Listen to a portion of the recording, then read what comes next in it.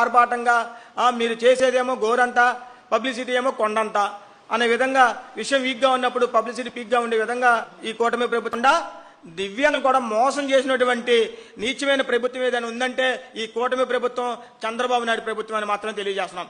ఎందుకంటే గతంలో మేము 8 లక్షల చిల్లరకు పైగా కూడా పెన్షన్లు ఇస్తే దివ్యాంగులందరికీ కూడా ఉదయం 6 గంటలకే వాలంటీర్ వ్యవస్థ ద్వారా ఇస్తే ఈ కూటమి ప్రభుత్వం పెంచినట్టే పెంచి 1,10,000 మంది పైచీలికలు కూడా అందరికీ కూడా నోటీసులు ఇచ్చి సదరన్ రీఎఫికేషన్ పేర్లతోటి వాళ్ళని నానా ఇబ్బందులు పెట్టినటువంటి నీచమైన ప్రభుత్వం ఈ కూటమి. దివ్యాంగుల మీద ఇచ్చిన హామీలు మాత్రం చాలా చూస్తే విపరీతంగా ఉన్నాయి.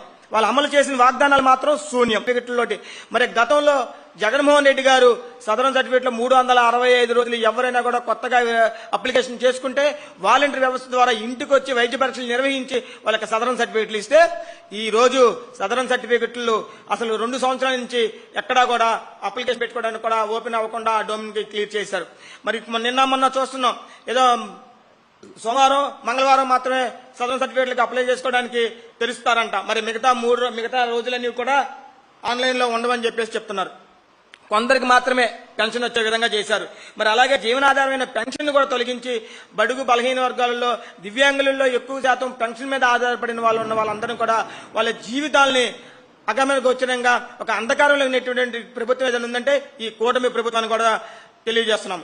మరి అదేవిధంగా రీఎఫికేషన్ పేరుతోటి గతంలో ఎన్నో సమస్యలు ఉన్నటువంటి వాళ్ళందరినీ కూడా ఈ రోజు ఈ జిల్లాలో ఉన్నటువంటి వాళ్ళని పక్క జిల్లాలో ఉన్నటువంటి గవర్నమెంట్ హాస్పిటల్కి వెరిఫికేషన్ రాయటం. ఈ విడ్డూరం ఎక్కడ 2 సంవత్సరాలలో కూడా ఎక్కడా కూడా ఒక చోట కూడా మీ ట్రైసైకిల్స్ కానీ హీరింగ్ ఎయిడ్స్ కానివ్వండి, మరి ఏదైతే ఇక్కడ పరికరాలు వికలాంగులకు కావాల్సినటువంటి బ్లైండ్కి కావాల్సిన స్టిక్లు కానీ ఒక్కడన్నా పంపిణీ చేయ రోజు జగన్మోహన్ రెడ్డి గారు ఏదైతే స్కాలర్షిప్లు ఉన్నాయో ప్రతిదీ కూడా అందిస్తే ఈ రోజు విద్యార్థులందరూ కూడా మీ స్కాలర్షిప్లు 2 సంవత్సరాల నుంచి కూడా ఒక్కటి కూడా పే చేయకుండా పెండింగ్ లో పెట్టి ఈ రోజు విద్యార్థులందరూ కూడా ధర్నా చేస్తున్నాం. వాళ్ళందరం చూస్తూనే ఉన్నాం.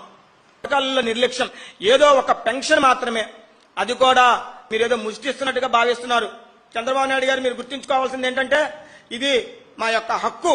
మా హక్కుని మీరేదో దాన ధర్మం చేస్తున్నట్టుగా మీ సొంత డబ్బులు ఇస్తున్నట్టుగా భావించి మీరు ఆ విధంగా మాట్లాడటం, ఆ విధంగా పబ్లిసిటీ చేసుకోవడం మీకు తగదని కూడా మేము తెలియజేస్తాం. మాత్రమే 5 సర్వీసులో మాత్రమే పెట్టి ఈ రోజు పెద్ద అంగ ఆర్భాటంతో మంగళగిరిలో మీరు, మరి మీ పుత్రరత్నం గారు నారా లోకేష్ గారు, మరి అదేవిధంగా మరి పవన్ కళ్యాణ్ గారు ఉప ముఖ్యమంత్రి గారు అందరూ కూడా దాన్ని ఏదో మా అందరికీ కూడా జీవితాలను ఉద్ధరించినట్టుగా మీరు ప్రచారం చేసుకోవడం ఎంతవరకు సమంజసం అని చెప్పి కూడా మేము 25 మరి 26 బ్యాక్లాగ్ ఉద్యోగాలు ఏమేనని చెప్పి మేము అడుగుతున్నాము.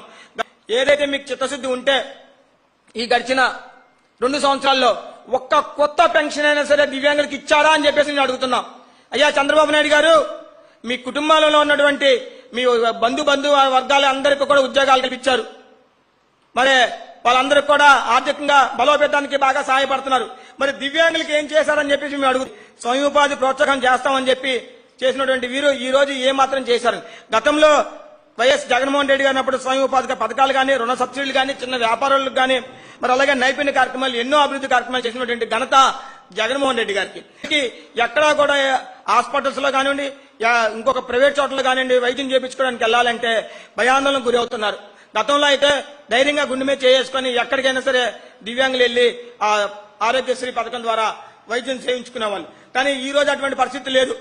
రానున్న రోజుల్లో బ్యాక్లాగ్ ఉద్యోగాలలో 24, 25, 25, 26 సంవత్సరాలకు గాను బ్యాక్లాగ్ ఉద్యోగాలు అన్నింటినీ కూడా ఇచ్చి వితరించాలా, వాళ్ళన్నింటినీ కూడా భర్తీ చేయాల్సిందిగా డిమాండ్ చేస్తుంది. వయసు పడటం కానీ, లేదంటే పర్సంటేజ్లు తగ్గించడం కానీ, వీటన్నిటిని కూడా మళ్లీ సరి చేసుకోవాలంటే ఎటువంటి ఆప్షన్ లేకుండా దాని ఏదైతే దీర్ఘకాలిక వ్యాధులతోటి, కండరాల వ్యాధులతోటి, పక్షపాత వ్యాధులతో ఉన్న వాళ్ళందరినీ కూడా 15,000 రూపాయలు ఇస్తామని చెప్పి నమ్మబలికి ఈ రోజు వాళ్ళందరినీ కూడా పర్సంటేజ్ శాతం తగ్గించి వాళ్ళని 6,000 కుదించారు. మరి అదేవిధంగా 6,000 రూపాయలు తీసుకున్నటువంటి దివ్యాంగులందరినీ కూడా 55 సంవత్సరాలు 60 సంవత్సరాలు దాటగానే వాళ్ళందరినీ కూడా దివ్యాంగుల పెన్షన్ తొలగించి వృద్ధాప్య పెన్షన్లకు మార్చేశారు. అంటే అక్కడ మీరు సంపద సృష్టిస్తామని చెప్పి ఈ రకంగా దివ్యాంగుల పొట్టగొట్టి దివ్యాంగులకు పెన్షన్ తగ్గించి ఆ విధంగా సంపద సృష్టిస్తున్నారా అని చెప్పేసి ఈ చంద్రబాబు నాయుడు గారిని మేము ప్రశ్నిస్తున్నాము. ఏదైతే ట్రైసైకిల్స్ మీరు ఇస్తామని చెప్పి ప్రకటించారో ఆ ట్రైసైకిల్స్ కూడా నియోజకవర్గానికి 5 ఇస్తామని చెప్పేసి చెప్పడం జరిగింది. ఆ నియోజకవర్గానికి 5 ఇస్తే 175 ఇంటూ 5 చేసుకుంటే దగ్గరగా 875 ట్రైసైకిల్స్ ఇవ్వాలి, మోటార్ సైకిల్. కానీ మా తెలిసిన సమాచారం ప్రకారం 800 మాత్రమే ఈ కూటమి ప్రభుత్వం ఇస్తుంది. మరి 26 జిల్లాలకు గాను 800 ఇస్తే ఒక్కొక్క జిల్లాలో కనీసం 3-4 మాత్రమే వస్తున్నాయి. నారా చంద్రబాబు నాయుడు గాని చిత్తశుద్ధి ఉంటే, దివ్యాంగుల పట్ల నిజమైన అభిమానం, ప్రేమ ఉంటే 100 కోట్ల రూపాయలు ఇచ్చినా కూడా రాష్ట్రంలో ఉన్నటువంటి ప్రతి దివ్యాంగుడు కూడా మీరు ట్రైసైకిల్ ఇవ్వగలిగేటువంటి అవకాశం 7 వారాలు ప్రకటించారో ఆ 7 వారాల్లో ముఖ్యంగా దివ్యాంగుల భవనం, మరి ఇటుకలలో గృహ నిర్మాణం, ఆర్థిక వసతి, మరి అదేవిధంగా డిగ్రీ కాలేజీలు, ఎవరైతే వినికిడి లోపం కలిగిన వాళ్ళని డిగ్రీ కాలేజీలు చెప్పారో ఆ డిగ్రీ కాలేజీలన్నిటి కూడా నిర్మించాల్సింది అని చెప్పి కూడా డిమాండ్ చేస్తున్నాం. రానున్న రోజుల్లో ఏవైతే ఈ కూటమి ప్రభుత్వం చెప్పినటువంటి పథకాలను కానివ్వండి, హామీలను కానీ నెరవేర్చకపోతే వైఎస్ఆర్సీపీ పార్టీ తరఫున రాష్ట్ర వ్యాప్తంగా కూడా ఉద్యమ బాటం పడతామని, మా హక్కులని, మాకు కావాల్సినటువంటి పోరాటాన్ని కూడా మేము సాధించే వరకు పోరాట ఉద్యమం చేపడతామని కూడా తెలియజేస్తాం.